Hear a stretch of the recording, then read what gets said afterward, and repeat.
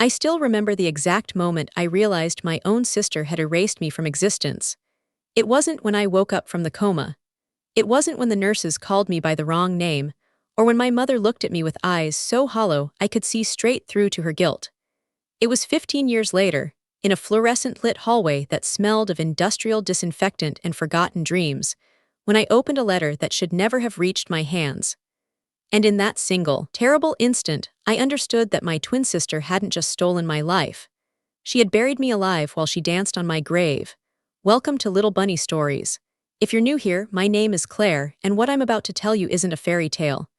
It's the kind of story that makes you lock your doors and question every smile you've ever trusted. If you've been here before, you already know that some families don't love you, they own you. So hit that subscribe button, turn on your notifications, and stay with me until the end, because this story doesn't end with forgiveness. It ends with fire. Here's my story. I was 19 when the world ended. The car accident wasn't even my fault. A truck ran a red light on a Tuesday afternoon in October, and my little Volkswagen crumpled like a soda can. I don't remember the impact.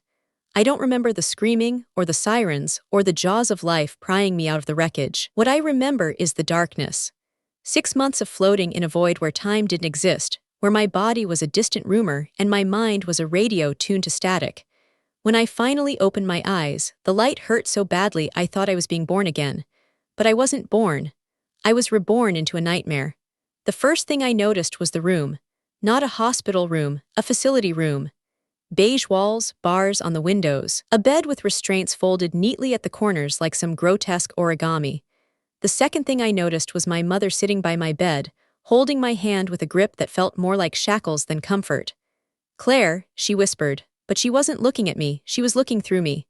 "Where's Elena?" I asked. My voice sounded like gravel. My throat was raw from the ventilator they'd finally removed. My mother's face crumpled. She squeezed my hand harder. "Don't, sweetheart, don't do this to yourself again." I didn't understand. I was Claire. I had always been Claire. Elena was my twin, my other half, the girl who shared my womb and my face but never my soul. She was the bright one, the social one, the one who could charm a snake out of its skin. I was the quiet one, the one who stayed up until 3 in the morning drawing floor plans and dreaming of buildings that touched the sky. We were identical in every way that mattered to the eye, and opposite in every way that mattered to the heart. "Mom," I croaked. "I'm Claire, where's Elena? Is she okay? Was she in the car?" My mother stood up so fast her chair scraped against the linoleum like a scream. She backed away from me, her hand over her mouth, her eyes wide with something that looked like fear but I now know was panic. Panic that I was awake. Panic that I was talking. Panic that I was *me*. "Nurse," she shouted, her voice cracking. "Nurse, she's confused again. She's claiming to be her sister again." I tried to sit up but my body wouldn't obey. 6 months in a coma had turned my muscles to jelly. I felt tears burning down my cheeks, hot and foreign. "Mom, please, I'm Claire. Check my ID. Check my—" The door burst open. 2 nurses in scrubs, a doctor with a clipboard, and a security guard with a face like a slab of granite. They surrounded my bed like I was a wild animal instead of a 19-year-old girl who had just clawed her way back from the edge of death. "Elena," the doctor said, his voice too soft, too practiced. "We've talked about this. Claire didn't survive the accident, you know that. Your mother has been very patient, but these episodes—" "No," the word tore out of my throat. "No, I'm Claire. Elena is my sister, I'm Claire." The doctor sighed. He didn't look at me, he looked at my mother. "We'll need to adjust her medication. The dissociative episodes are getting worse. We may need to consider long-term residential care." Long-term, residential, care. Those words became my prison sentence. They told me I was Elena. They told me I had survived the accident with minor injuries while my twin sister Claire had died on impact. They told me I was grieving so deeply that my mind had fractured, that I had developed a dissociative disorder so severe I believed I was the dead sister instead of the living one. They showed me a death certificate.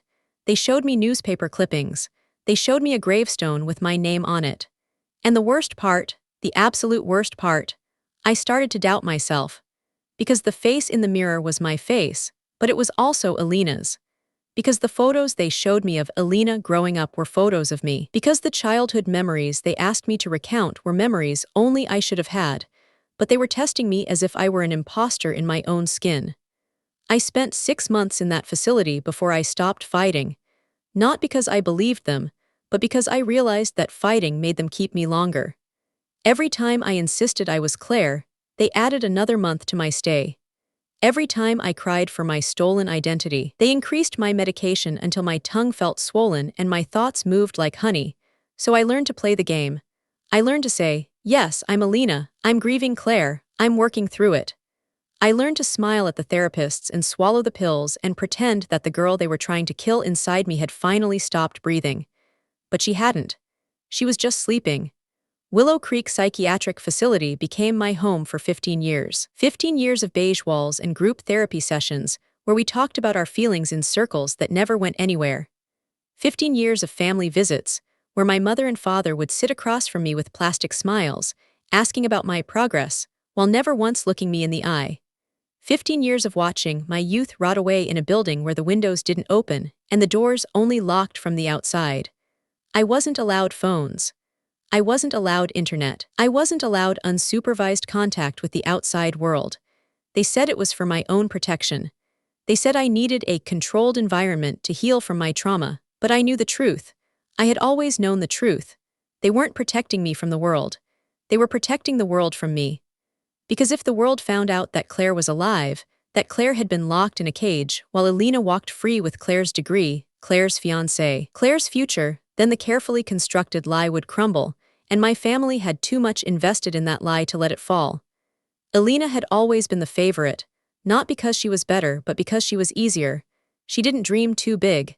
She didn't ask too many questions.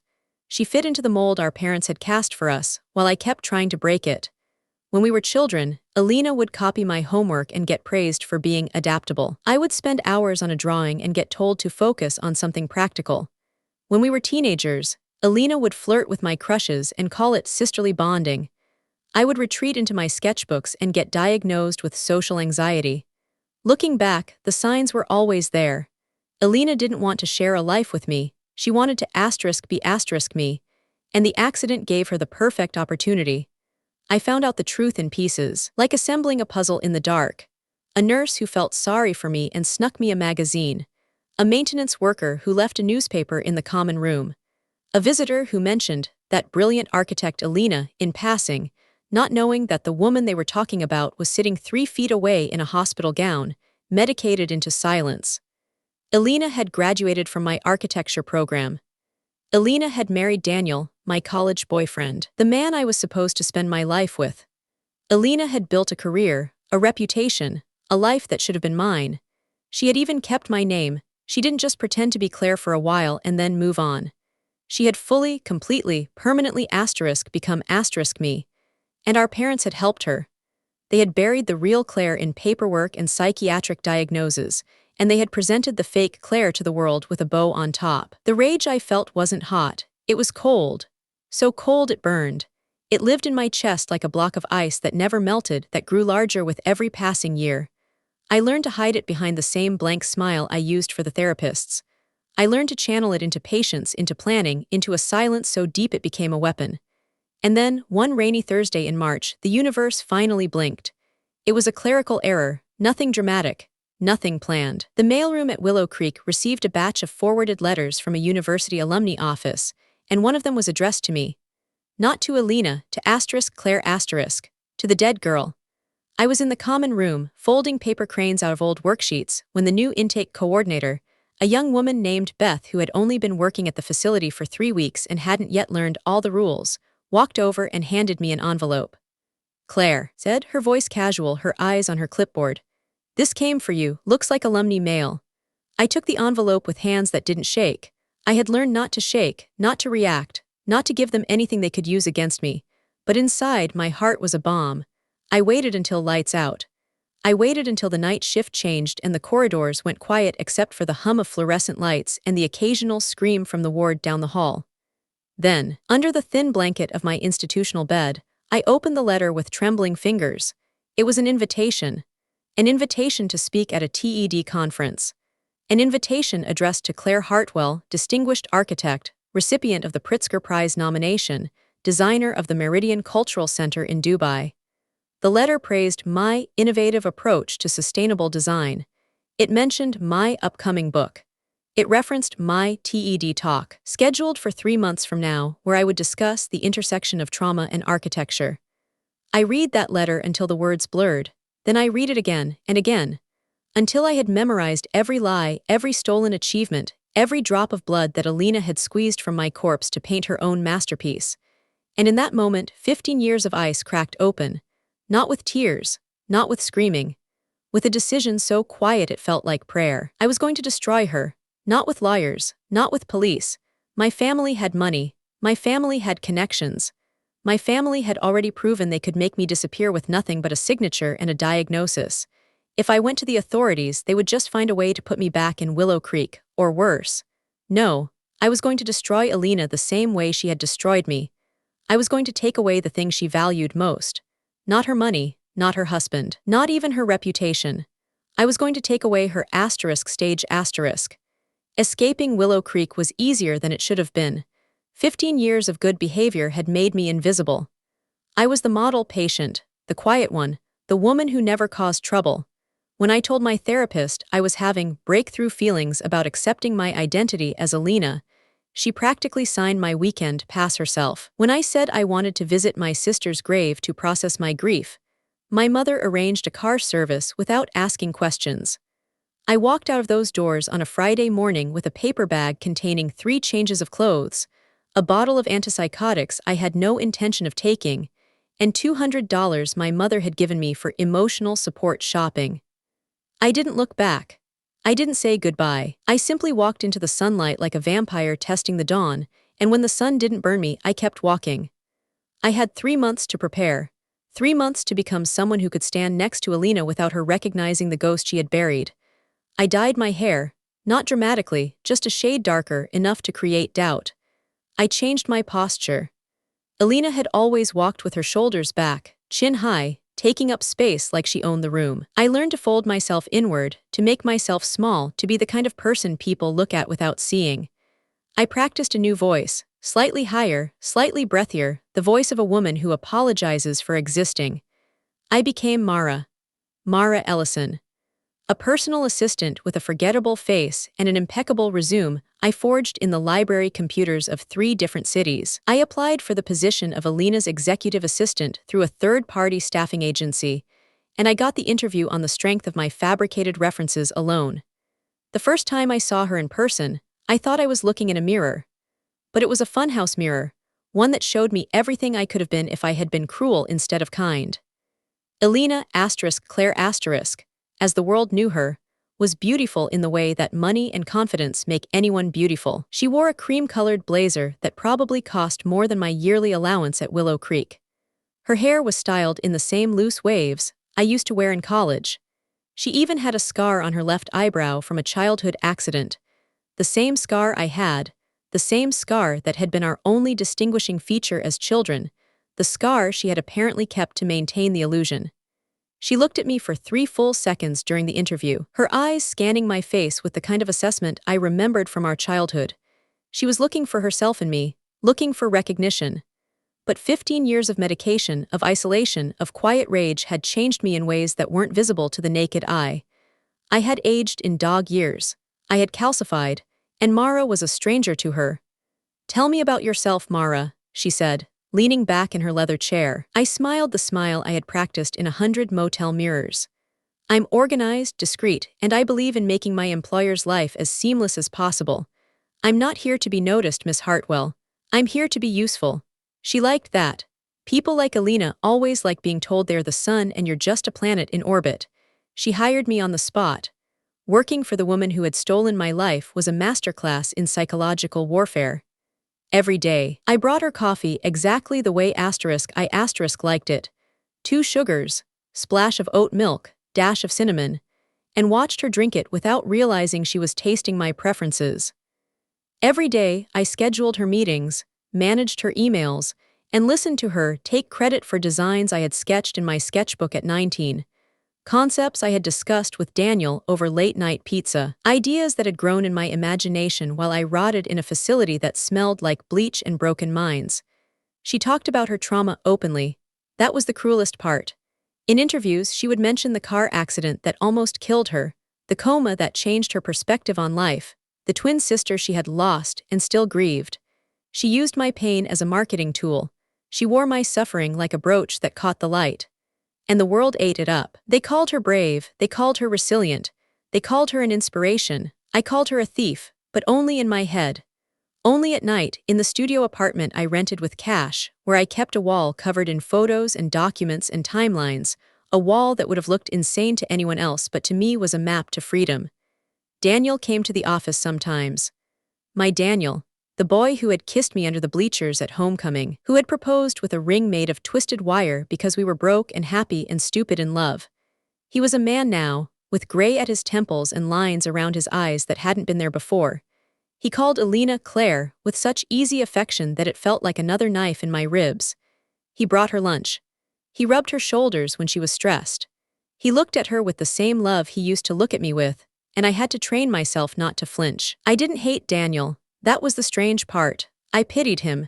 He had fallen in love with a ghost, and he didn't even know he was sleeping beside the wrong phantom. But Elena I hated with a purity that felt almost holy. I hated the way she laughed at her own jokes. I hated the way she dismissed her assistants before me, the way she threw tantrums when her latte was too hot, the way she looked at her reflection in every surface like she was checking to make sure the mask hadn't slipped. I hated that she had taken my life and made it smaller, meaner, more selfish than I ever would have. And I hated that she was going to give a TED talk about my trauma, about my coma, about my resilience. The conference was scheduled for Saturday in June. The theme was reinvention, how we rebuild after the fall. Elena was the keynote speaker. Her talk was titled The Architecture of Survival, How Losing My Twin Taught Me to Build a Life Worth Living. I read the title on her calendar and felt something inside me go perfectly, terrifyingly still. For 2 months, I had been collecting evidence, not just for the TED talk for myself, for the version of justice that doesn't involve courts or cops. I had photocopied my medical records from Willow Creek, the ones Beth had accidentally left accessible on a shared drive before she quit. I had tracked down the original accident report, which noted that both twins were in the car, but only one was seriously injured, a detail that had been buried in the follow-up stories. I had found the nurse who had treated me in the ER, now retired, and willing to talk on camera about the confusion regarding patient identities. I had saved every email where Elena referenced her sister's death with the kind of performative grief that made my teeth ache. But the piece de resistance was the DNA test. I had stolen a coffee cup from Elena's desk, one of the ceramic mugs she used for herbal tea, the one with the chip on the handle that I remembered from our mother's kitchen, and I had sent it to a private lab, along with a hair sample from my own brush. The results came back in an envelope so thin it felt like a breath. 99.9% identical twin match. Proof that we were twins. Proof that I existed. Proof that the woman calling herself Claire Hartwell was an imposter. I didn't need to prove I was the real Claire. I just needed to prove that Elena was the fake one. And in a room full of cameras, with a live audience and a live stream reaching millions, that would be enough. The night before the conference, Elena asked me to stay late. She was nervous, pacing her office in bare feet, her keynote speech printed out and marked up with red pen. She kept reading lines aloud and then stopping, dissatisfied. It doesn't sound authentic enough, she complained, running her hands through my hair. I want them to feel the loss. I want them to cry. I stood in the corner with my tablet, my face arranged in its usual mask of neutral helpfulness. Perhaps, I said quietly, you should focus on what your sister would have wanted if she were alive to hear it. Elena stopped pacing. She looked at me with an expression I couldn't read. What do you mean? I mean, I said, choosing each word like a jewel, that sometimes the most powerful stories are the ones where we admit we don't have all the answers. Where we admit we survived, but we don't know why. Where we leave space for the person we lost to speak, even if it's only in our imagination. She stared at me for a long moment, then she smiled. It was the smile I remembered from our childhood, the one that meant she was taking something from me and making it hers. That's brilliant, Mara. That's exactly what I'll say. I'll say I still talk to her. I'll say I still feel her guiding me. I smiled back. I'm sure she would appreciate that. The morning of the conference, I woke up before dawn. I dressed in black, not the beige and navy of my assistant uniform, but a tailored black dress that I had bought with the last of my escape money. I did my hair the way I used to wear it, the way Elena had copied. I put on the small gold earrings our grandmother had given us for our 16th birthday, the ones Elena had taken when she took everything else. I looked in the mirror and I saw myself. Not Mara, not Elena, Claire, the girl who had died and refused to stay buried. The conference center was a glass cathedral of modern design, all sharp angles and natural light. It was the kind of building I had dreamed of designing, back when I was 19 and alive and full of plans. I walked through the lobby with my forged staff badge, carrying a leather portfolio that contained not Elena's schedule but my evidence, my medical records, my accident report, my DNA results, my truth. Elena was backstage, surrounded by handlers and makeup artists and well-wishers. She was wearing white because of course she was. White for the innocent. White for the survivor. White for the lie. Mara, she called when she saw me. I need you to find my good luck bracelet, the silver one. I think I left it in the car. I walked over to her, close enough to smell her perfume. It was the perfume I used to wear. Chanel No. 5. The bottle Daniel had given me for our first anniversary. I have it, I said, reaching into my pocket. But instead of a bracelet, I pulled out a folded photograph. I held it up between us where only she could see it. A photograph of two teenage girls, identical, standing in front of our childhood home. One of them had a scar on her left eyebrow, the other didn't. And on the back, in our mother's handwriting, asterisk Claire and Elena, 16th birthday. Claire left, Elena right. Asterisk Elena's face went white, not the white of her dress, the white of a corpse. What? She started. I found it in your mother's attic, I said, my voice so low only she could hear it. Along with the original birth certificates. The ones that don't have a death date for Claire. The ones that prove you were admitted to the hospital as Elena, not Claire, and that the switch happened 3 days after the accident, when Mom realized Claire was going to wake up. Elena's mouth opened. No sound came out. I'm not going to sue you, I continued. I'm not going to call the police. I'm going to do something much worse. I'm going to let you speak. I'm going to let you get up on that stage and tell your beautiful, tragic story about survival and loss and sisterhood, and then I'm going to join you. I stepped back before she could grab me, before she could scream, before she could run. I melted into the crowd of staff and volunteers, and I watched her stand there, trembling, while her name was announced over the speakers. Ladies and gentlemen, please welcome Claire Hartwell. The applause was thunder. Elena walked on stage like a woman going to her own execution, which in a way she was. She took the microphone with hands that shook. She looked out at the sea of faces, architects, journalists, students, influencers, and she began to speak. 15 years ago, she said, her voice trembling, I lost the other half of myself. I stood in the wings, watching her perform my grief.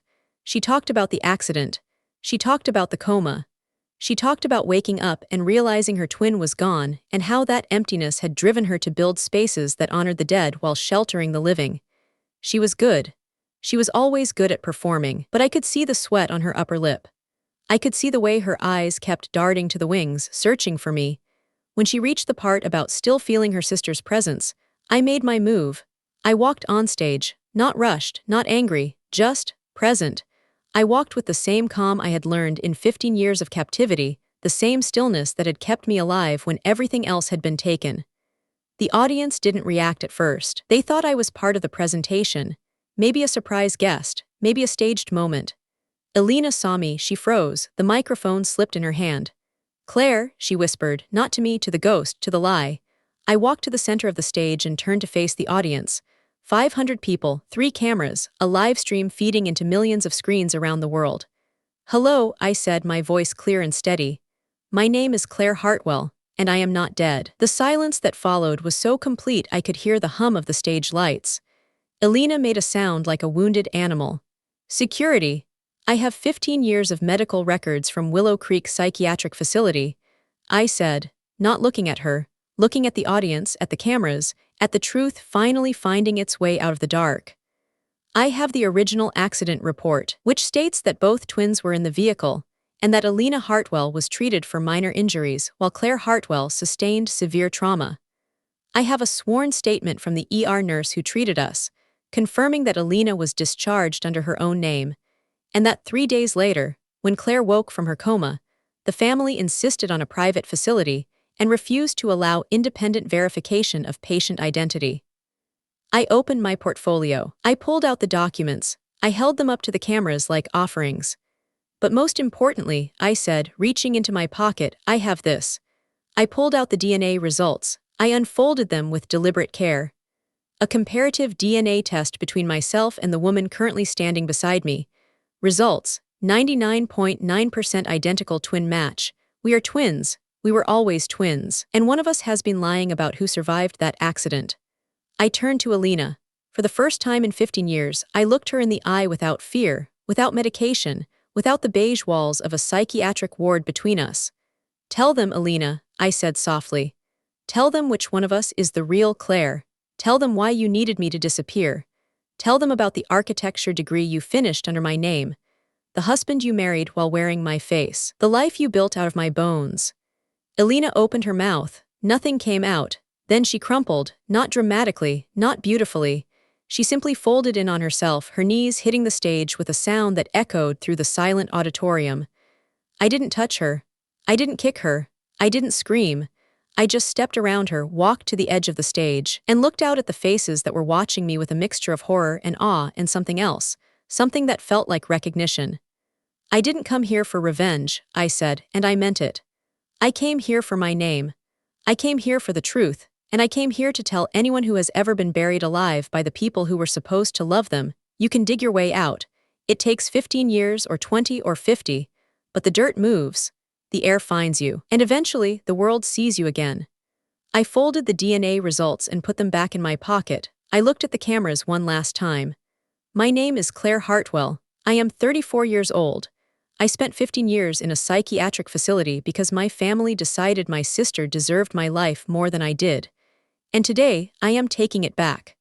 Not all of it. I can't have back the years, or the husband who fell in love with a lie, or the buildings that were built from my stolen dreams.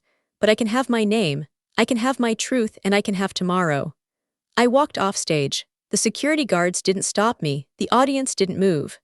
Behind me, I could hear Elena sobbing, but the sound was distant, like waves crashing on a shore I was finally sailing away from.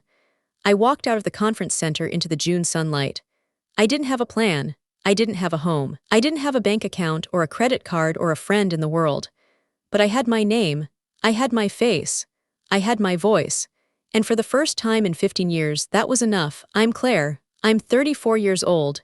And this isn't the end of my story. It's the first page. See you in the next story.